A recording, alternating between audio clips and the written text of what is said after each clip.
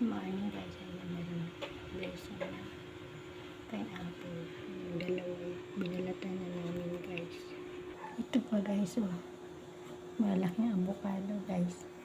Bigay sa amin yan kasama ng pineapple.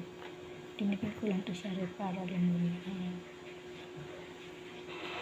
Ayan yan. Ang ating prutas. Ang laki niyan. Ayan.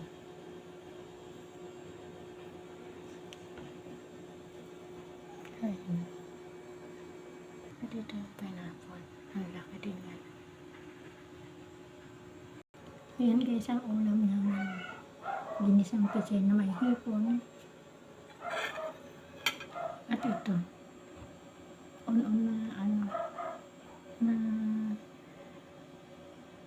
bangkulis daw yan. Binigyan sa amin pero nito kaya ng ulam namin.